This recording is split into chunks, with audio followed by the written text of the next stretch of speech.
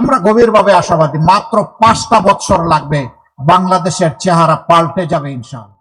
12 ফেব্রুয়ারি 2026 তারিখ যত এগিয়ে আসছে, বাংলাদেশের রাজনীতির সমীকরণ ততই নাটকীয় মোড় নিচ্ছে।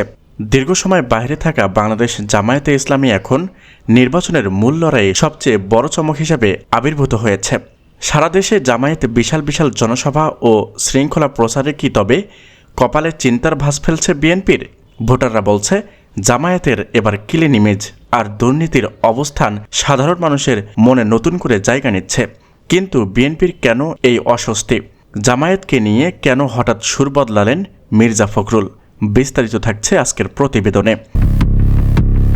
দর্শক, 2026-এর নির্বাচন সামনে রেখে জামায়াতে ইসলামী কেবল ধর্মভিত্তিক দল হিসাবে নয়, বরং একটি আধুনিক কল্যাণমুখী রাষ্ট্রের পরিকল্পনা নিয়ে মাঠে নেমেছে।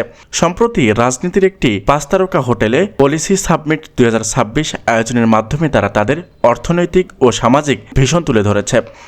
জামায়াত আমির ডক্টর শফিকুর রহমান ঘোষণা করেছেন, ক্ষমতায় গেলে বেকার গ্রাজুয়েটদের 10,000 টাকা করে ভাতা দেওয়া হবে এবং দুর্নীতিদের কঠোর হস্তে দমন করা হবে। মাঠের চিত্র বলছে, সাধারণ মানুষ জামায়াতের এই সুশৃঙ্খল প্রচারণাকে ইতিবাচকভাবে দেখছে। বিশেষ করে সংখ্যালঘু সম্প্রদায় থেকে প্রার্থী দেওয়ায় এবং মন্দির পাহারা দেওয়ার মতো কাজগুলো জামায়াতের প্রতি সাধারণ মানুষের ধারণা বদলে দিয়েছে। বিশ্লেষকরা বলছে, এই ইনক্লুসিভ বা অন্তর্ভুক্তিমূলক রাজনৈতিক জামায়াতের জনপ্রিয়তাকে তুঙ্গে দিয়েছে। জামায়াতের এই উত্থান কি তবে বিএনপির জন্য বিপদ সংকেত?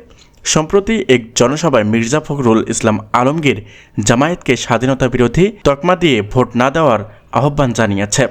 রাজনৈতিক বিশ্লেষকরা মনে করছে, জামায়াত যখন ধানের শীর্ষে নিশ্চিত ভোট ব্যাংক থাবা বসাচ্ছে, তখনই বিএনপি নেতারা নিজেদের নিয়ন্ত্রণ হারানোর সমালোচনা শুরু করেছে। তবে এই সমালোচনায় এখন বিএনপির জন্য বুমেরাং হয়ে দাঁড়াচ্ছে। সাধারণ ভোটাররা বলছে, যাদের সাথে বিএনপির এতকাল জোটবদ্ধ হয়ে আন্দোলন করল, নির্বাচনের আগে তাদের গালি ও রাজনৈতিক শিষ্টাচার বহির্ভূত। জামায়াতকে হেয় করতে গিয়ে বিএনপির স্থানীয় পর্যায়ের সংঘর্ষের ঘটনাও ঘটছে। লালমনিরহাট লক্ষ্মীপুর প্রচারণার শুরুতেই 2 দলের সংঘর্ষে আহত হয়েছেন অনেকেই।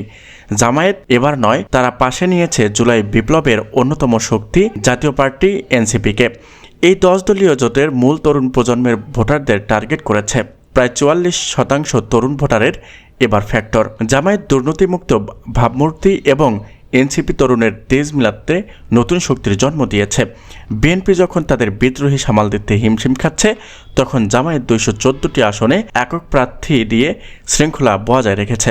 মাঠের ভোটাররা বলেছে, আমরা এমন নেতৃত্ব চাই যারা কেবল গদবাঁধা সমালোচনা না করবে, বরং দেশের সমস্যা ও সমাধানের পথ দেখাবে।